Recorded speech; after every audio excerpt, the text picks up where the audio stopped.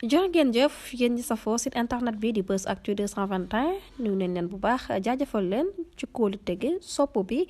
ak topp bi nga xamante ne rek yi nag ñu koy topp bu leen fàttee abonné di bës cloche de notification yi ngir mën a am yeneen i info sant ak ngërëm ñeel na leen yéen ñi nga xam ne yéenee safoo chaîne bi di Buzz Actu 221 moom Daouda Mine daal ne addu jëmee ci coow li nga xam ni moo daal dox ci CENTIF ginnaaw ay rapport yi nga xam ni def nañ ko jëmee ko ci ki nga xam ne moo di Farba Ngom ak ñenn ñi nga xam ni njort nañ bu baax a baax dañaa laale ci boobu la mbir ba tax na moom Daouda Mine daal di yëkkate ay kàddu yu daal di am solo indi ak leeral doonte sax daal ne tontuwaale ki nga xam ni moo di maître Omar Youm ci loolee dañuy taxaw déglu kàddu yi nga xam ni moom Daouda Mine chroniqueur juriste bi loolu la wax daal di ñëwaat.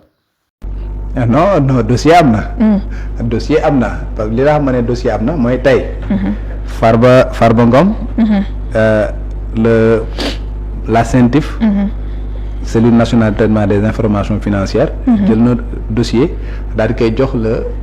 pôle judiciaire financier. oui le pôle judiciaire financier. le parquet financier. daal di jël benn réquisitoire introductif. jox ko. le pôle instruction bu pôle judiciaire financier ñooñu daal di koy convoqué dans un premier temps moom ak Tahirou Sarr inculpé leen placé leen sous mandat de dépôt à partir du moment où ñu inculpé leen placé leen sous mandat de dépôt dossier am na donc dès l'inculpation am na dossier inculpation mooy notifié nañ la na leen tey lii mooy tuuma yi nga xamante ne dañ koo teg sa kaw loolu moo amoon léegi bi ñu leen notifié loolu ba pare la CENTIF daal di demaat beneen rapport daal di koy envoyé waat le parquet financier daal di defaat beneen di ñuy woowee réquisitoire supplétif maanaam dama leen waxoon pour que ngeen enquêtel ma Farba Ngom ak Tahirou Sarr ci lii ak lii ak lii ak lii maintenant jox naa la beneen kayit bëgg naa nga yokk ci lii nga yokk ci lii nga yokk ci lii nga yokk ci lii loolu mooy réquisitoire supplétif moom moo tax nga gisoon que ni Farba Ngom temps yële passé génn waatoon nañ ko ënd waat ko ci parquet financier ba ñu inculpé waat ko ci yeneen mooy am na lu nga xam ne tegaat nañ ko ci kawam donc dossier am na parce que am na lu ñu gàll ci kawam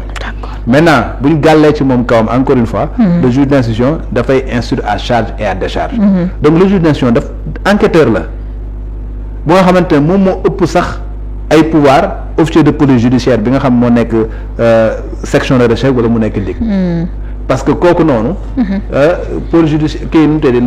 le juge d'instruction pouvoir yi am yi nga xamante ne le code de procédure pénale moom moo ko jox c'est des pouvoirs étendus mën na requérir leen ñoom DIC wala section de recherche via la délégation judiciaire mën na def commission rogatoire xam nga bu nga xamante à l'international moom si boppam mën na déplacer wu ci terrain bi daal def ay enquêtes am mën na requérir benn expert pour que mu expliquer ko un certain nombre de choses mën na def énormément de choses yu nga xamante ne voilà pouvoir may na ko donc dafay gëstu léegi nag bu demee ba nga xamante ne dafa gëstu ba pare dafay convoqué waat ñi nga xamante ne ñoom ñooy Farba Ngom ak ñëpp ñi nga xamante ne dañ leen ci tudd daal di leen di auditionner dans le fond du dossier d'accord mais xaj na dafa nekk actuellement ni ci phase de collecte information yi nga xamante ne wax nañ ko yi nga xamante ne mu war koo vérifier li nga xamante ne war na koo am comme dossier ba pare parce que booy jàkkaarloog nit da nga préparer en conséquence nga xamante ne su ma lay poser question du ma tâtonner dinaa la poser question sangam pour gën a am lu ma leerlu et consort donc man je pense que foofu lañ toll tey te tey boo xoolee sunu ay texte amul fenn fu nga xamante ne dañ ne le juge d'instruction da nga am weer ñaari weer ñetti weer ñeenti weer 1 an 2 ans 3 ans pour que nga pare sa enquête amul app léegi nag débat la foofu les gens ont dit que ni dans le cadre des réformes il faut que juge d'instruction ñu appal ko ab diir bu nga xamante ne moo koy permettre xam nga moom moo koy tënk bokk pour que mu mën a pare li nga xamante moom mooy instruction mais juge d'instruction mën a yor dossier par exemple pendant 10 ans voilà kenn mënu ko wax ne da nga yoon tënku ko voilà maintenant dafa am ay fu nga xamante ne dañ ne instruction bi même bu fekkee instruction mën na dem ad vitam aeternam ki nga xamante ne dañ ko placer sous mandat de dépôt bu fekkee ne en matière correctionnelle la muy bu nekkee délit la su defee 6 mois mën na am day am liberté provisoire dañ ko war a libérer bu defee 6 mois sauf nag yenn infraction yenn yi comme ay détournement dañee tullee voilà comme ay yooyu noonu voilà même bu fekkee ne am na ëpp na 6 mois soo moytu nit ki dafay des si kaso parce que boobu y a des dispositions contraires yoo nga xamante ne dañ ne tant que nit ko cautionné wul wala remboursé wul wala deful ay contestation sérieuse du mun dem article 140 code de procédure pénale moom moo wax loolu donc juste pour dire que tey ñoom juge d'instruction yi ña ngay liggéey Farba Ngom am na bel et bien dossier maintenant avocats yi je pense ils sont dans leur rôle plaider en faveur de leur client def la pression nécessaire pour que ki nga xamante moom mooy juge d'instruction mun ko woo déglu ko dans le fond ñoom ñu mën a ñëw joxe seen argument et peut-être même demander la liberté provisoire parce que la plupart du temps dans ce cas de dossier là même boo dugalee liberté provisoire nit ñi dañ koy rejeter parce que tant que nit ñi auditionné wuñ dans le fond du dossier xam nga duñ la mën a jox liberté provisoire ce n'est écrit nulle part parce que comme ni ma wax la liberté provisoire peut être demandée à toutes les étapes de la procédure mais dans la pratique lu ci bëri nit ki bu ñu koy jox liberté provisoire dafay fekk ñu déglu ko dans le fond du dossier ba pare le pôle judiciaire financier fekk mu am le dossier d'enquête préliminaire am l'audition dans le fond am les rapports d'expertise am lépp lu nga xamante ni dina ko permettre pour que mu continuer liggéeyam convenablement xam nga buy joxe liberté provisoire mu doog a joxe liberté provisoire mais je considère que ni bon xaj na dans un avenir très proche bon xaj na Farba dinañ leen auditionner te li ko gën a compliqué également mooy yaa ngi dégg ay ñeneen ñu nga xam ne ñu ngi leen di tudd ci mbir mi di leen convoqué di leen inculpé di leen placé waat seen sous mandat de dépôt ñu fekkil ci waan foofu donc loolu nag day ñëw di greffer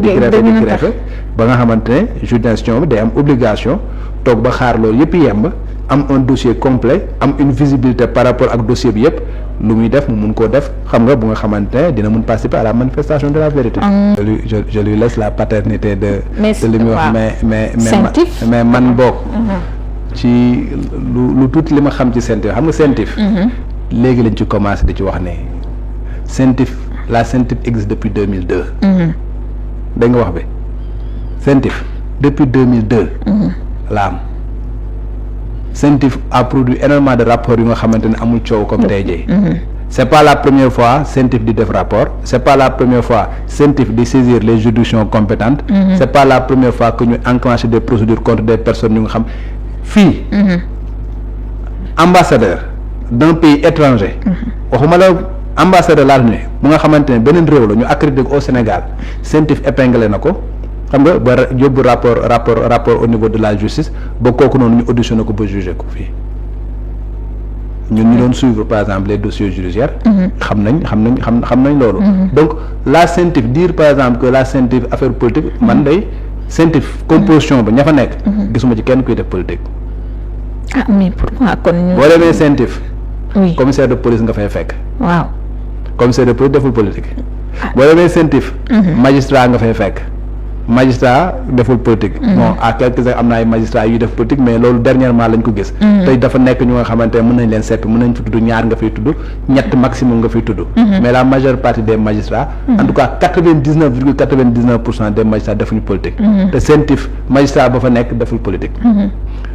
boo demee CENTIF douanier nga fay fekk boo demee CENTIF agent des impôts et domaines nga fay fekk nga xamante ne deful politique boo demee CENTIF ay enquêteurs chevronnés nga fay fekk des gens yi nga xamante ne seen xam-xam dafa màcc ci enquête policière seen xam-xam dafa màcc ci procédure seen xam-xam dafa màcc nan la ñuy traquer les flux financiers ñoom ñoo fa nekk et c'est des gens yi nga xamante ne qui ont été sélectionnés xam nga sélection bu nga xamante ne bu mucc ayib la et puis ñu fàttali leen la CENTIF loi bi nga xamante ne moom moo ko mettre en place c'est une loi uniforme quand on dit une loi uniforme c'est une loi bu nga xamante ne du Sénégal rek moom moo ko am Sénégal da koo am bokkale ko ñi nga xamante ne ñoom ñoo nekk dans l'espace UEMOA et vous pensez que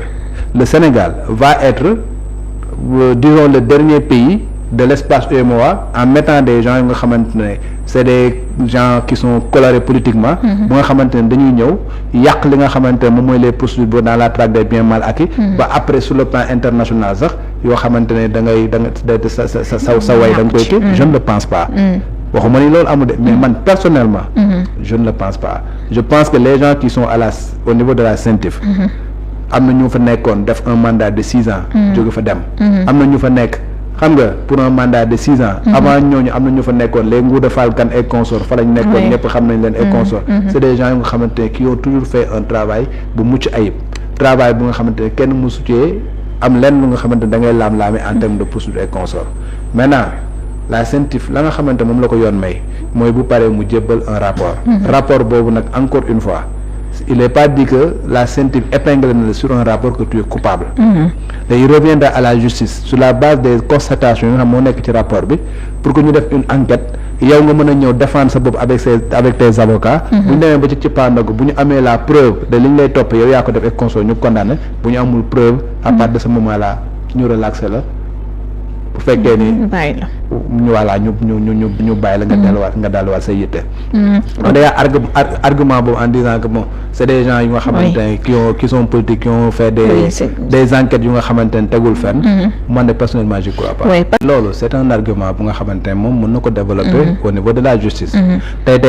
pour chaque infraction maître Youm est mieux placé pour le savoir. moom du sama morom. voilà c'est un avocat de haute facture, je le connais très bien. C'est quelqu'un bu nga xam ne mën na maa jàngal. mais je sais que li may wax ni xam na ko. que ni infraction bu nekk dafa am les éléments constitutifs de l'infraction. infraction bu ci nekk dafa am nu ñu ko définir. et que tey su demee devant le juge devant nangam ak nangam argument yooyu lay démonter benn par benn bu ñu nekkul lii yow yaa ko def te lii c'est constitutif de telle ou telle autre infraction. avec ces arguments moom mën na koo démonter naa leen lii c'est pas constitué fait bi nga xamante da ngeen jàpp ni lii la du loolu. et démonter ko avec les arguments yu nga xamante comme il sait si bien le faire. donc man pour man encore une fois comme j'ai l'habitude de dire layoo bi nga xamante ne dañ koy def su penc mi. ce n'est plus la peine. layoo bi nga xamante moom moo am solo actuellement ni mooy layoo bi nga xam da nga ko def ci prétoire ba devant le juge. parce que actuellement y a que la vérité de la justice moom moo am solo. du sama vérité du sa vérité du vérité keneen ñun suñu xalaat rek la ñuy wax. mais ka nga xamante ne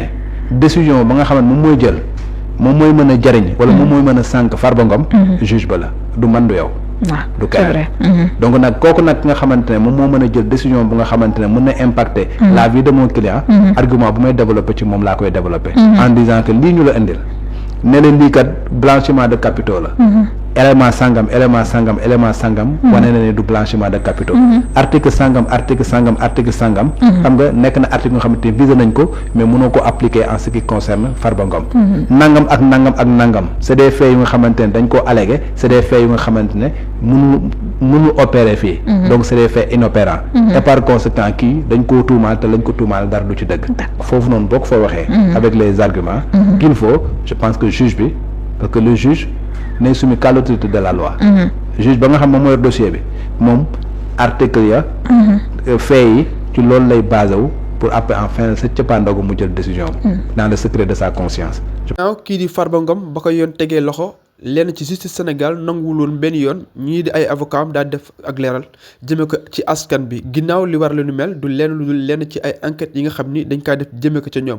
waaye ca loolee ginnaaw bi nga xamee yoon daal dinay jox ndigal ñi nga xam ne ñooy di ay avocat am ngir kat ñi daal di leeral seen dossier bi askan bi la ci ñi nga xam ne moo di dossier Farba Ngom bi la loolee sax tax na ñii di ay avocat wu Farba Ngom maire ba fut lañ daal di amee ngir kat daal di xamle bu baax a baax dossier bi la dafa nekk dossier bu vide waaye tamit dafa nekk dossier bi nga xam ni dossier politique la loolee sax tax na moo tax kii la di Daouda Mine daal di ñàkk ànd ci loolee nga xam ni ñoom ñii di ay avocat wax nañ ko ndax kat daal dinañ indi ay leeral teg ko ci ay base yu fondement yi nga xam ni dafa jëm ci wàllum suñu sart nday réew mi ci loolee sax daal di xamle bu baax a baax taxawaay bi nga xam ni CENTIF am na ko dafa nekk taxawaay bi nga xam ni c'est pas la première fois ñuy yëkkati jëm ci ay rapport yi nga xam ni dinañ ko def ci mim réew di Sénégal ndax kat bile di ci lu jëm ci coow Farba Ngom bile nekkul bii mooy premier yoon bi nga xam ni CENTIF ci lay doog daal di ubbi ak xët waaye nag nekk na lu nga xam ni ñu daal di yàgg di lëmtu di jëm ci wàllum ñenn ñi nga xam ni seen yoreen ci mim réew di Sénégal waaye nag ca loolee daal di xamle moom mi nga xam ni moo di tey jii daal indi ci li nga xam moo jëm ci wàllum Farba Ngom mi la Daouda Mine daal di xamle bu baax a baax